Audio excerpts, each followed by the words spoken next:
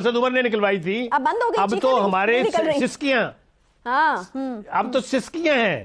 اچھا بقائی صاحب، 20 روپے کا اعلان ہوا ہے روٹی کا کہ راول پنڈی میں روٹی جو ہے وہ 20 روپے کی ملے گی. مطلب یہ ظلم کی میرے خیال میں انتہا ہے. غریب آدمی جس نے اپنا پیٹ جو ہے وہ روٹی سے بھرنا ہوتا ہے. تو 2022 میں ایک جو غریب عوام کے لیے ایک اور دل دہلا دینے والی خبر ہے وہ تو آ چکی ہے. آپ دیکھتے ہیں کہ باقی ملک میں جو ہے وہ کب اس چیز کا اعلان جو ہے وہ ہوتا ہے. تو 2022 ایک اور زخم دے کر جا رہا ہے کہ روٹی 20 روپے اور نان کی قیمت 30 سے 35 کے بیچ میں مقرر کی جانے والی ہے. جی عائشہ، اس کے حوالے سے جو اور زیادہ خوفناک بات ہے وہ یہ ہے کہ ہم ایسا ملک ہے جس کے بارے میں کہا جاتا ہے کہ ہماری اکانومی 80% جو ہے وہ ایگرو بیسڈ ہے. یعنی ہم وہ ملک ہیں جو نہ صرف اپنے لیے کھانے پینے کی اشیاء پیدا کرتے تھے بلکہ ایکسپورٹ کرتے تھے اس کو. اب انفارچونیٹ بات یہ ہے کہ اس ملک میں آٹے کا سکینڈل ہو جائے، چینی کا سکینڈل ہو جائے، ہائپ تو بہت کریٹ ہوتی ہے لیکن میں نے کسی کے خلاف ایکشن ہوتے آج تک نہیں دیکھا ہے. آپ اب اس چیز کو ریئلائز کریں کہ یہ نیشنل پرابلم ہے، یہ ڈی این اے پرابلم ہے جو آپ میری بات نہیں مانتے.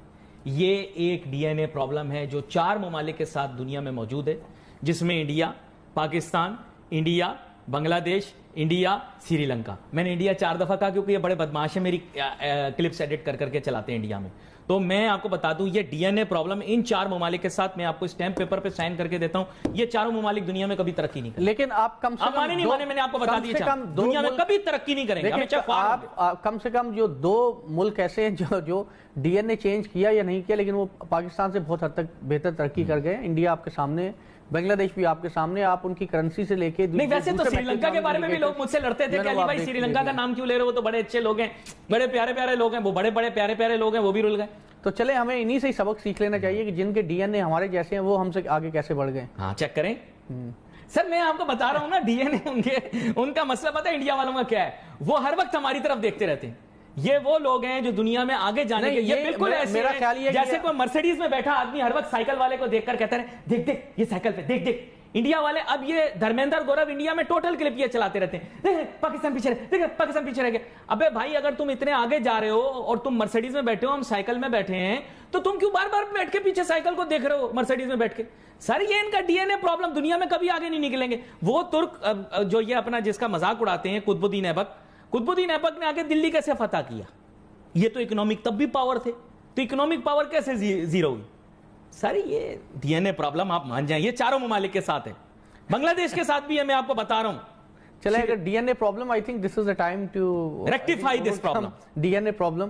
اور شاید میں یہ سمجھتا ہوں کہ جنرلی اگر آپ انڈیا کی گروتھ کو دیکھیں اور بنگلہ دیش کی، تو میرا خیال یہ ہے کہ وہ بہت حد تک اپنے جو اکنامک انڈیکیٹرز ہیں ان کو بہتر طریقے سے، کم سے کم پاکستان سے بہتر وہ پرفارم کر رہے ہیں، اور بہت ساری چیزوں میں ہم ان سے سبق سیکھ سکتے ہیں. باقی ڈی این اے کی جہاں تک بات ہے یہ ہزاروں سال میں چینج ہوتا ہے، یہ ایک دن میں چینج نہیں ہو سکتا. سوری ایک برا نہ مانے، آپ لوگوں کی فریٹرنیٹی کے اوپر تھوڑی سی وہ ماروں کنکری مار دوں چھوٹی سی. سر بات یہ 9ویں جماعت میں بھی ہم نے کھنہ کی کتاب پڑھی، 10ویں جماعت میں بھی ہم نے کھنہ کی کتاب پڑھی، بس فرسٹ نیم بدلتا رہا، کھنہ وہی موجود رہا. 11ویں جماعت میں بھی ہم نے کھنہ کی کتاب پڑھی، 12ویں جماعت میں بھی ہم نے کھنہ کی کتاب پڑھی. ہم آ گئے بی بی اے میں بھی ہم نے کھنہ کی کتاب پڑھی. بس یہ کہ کھنہ کا فرسٹ نیم چینج ہوتا رہا، ہر دفعہ کھنہ ہی تھا. اور پھر اس کے بعد کمپلیٹ ہو گیا، ایم بی اے میں بھی کھنہ کی کتاب پڑھی ہم نے. ایک پاکستانی مصنف کی کتاب نہیں پڑھی ہم نے. کچھ ہم بھی ناشکر ہیں، آپ جیسے اسکالرز ہیں، آپ نے 2 کتابیں لکھی ہیں، اور بہت سارے لوگ ہیں جنہوں نے نہیں بھی لکھی. حقیقت پسندانہ بات کریں، کتنے لوگوں نے کتاب لکھی؟ آپ نے کتاب لکھی 2، کتنے لوگوں نے لکھی کتاب؟ میں جاننا چاہ رہا تھا. سوری دیکھیں انفارچونیٹلی ایک تو یہ کہ انڈیا کا سائز اور حجم پاپولیشن کا دیکھیں وہ بہت بڑا ہے، تو ایونچولی ان کی جو بکس ہیں، جو ان کی تعداد ہے وہ زیادہ ہوگی. لیکن اس میں بھی کوئی ڈاؤٹ نہیں ہے کہ پاکستان کے اندر اس طرح کی چیزوں کو اس طرح سے انکریج نہیں کیا جاتا رہا. یہ شاید یہی وجہ ہے کہ ہمارے ہاں وہ جو ایک قحط الرجال کی سچویشن کہتے ہیں کہ جس میں ہمارے ایسے ایکسپرٹ یا ایسے لوگ نظر نہیں آتے جو کہ ریئل ان چیزوں کو آگے لے کے بڑھ سکے. لیکن علی بھائی دیکھیں پھر ہم آتے ہیں یہ انٹلیکچوئل باتیں، تھوڑا سا حقائق کو بھی ہم دیکھتے ہیں. ہاں صحیح بول رہے ہیں آپ. ہماری قوم کو کیا پتا انٹلیکچوئلزم کیا ہوتا ہے؟ سر یہ میں ریئلٹی بتا رہا ہوں. ان لوگوں کے موضوعات ٹوٹل یہاں سے شروع ہوتے ہیں کہ ریحام کی بیٹی نے اس کی شادی میں ناچ لیا. یہ ہے موضوع اس ملک کے اندر. میں آپ کو سچ بتا رہا ہوں. I'm sorry I'm cutting you short, لیکن ڈالرز ختم ہونا ایک طرف ہے، یہاں ڈالر سمگل ہو رہے ہیں. ہر ماہ تقریباً $2 بلین افغانستان چلے جاتے ہیں پاکستان سے. ادھر ہم $1 بلین کے لیے کشکول اٹھائے پھر رہے ہیں، اور ادھر $2 بلین پر منتھ افغانستان چلے جاتے ہیں. روکنے کی کوشش نہیں کی جا رہی. 12 دسمبر کو بولا تھا اسحاق ڈار صاحب نے کہ ہم لوگ سیل کر دیں گے بارڈر اگر اس طرح کا معاملہ چلتا رہا. آج سال کا آخر آ گیا ہے اور ابھی تک کوئی سٹیپ ہی نہیں اٹھایا گیا.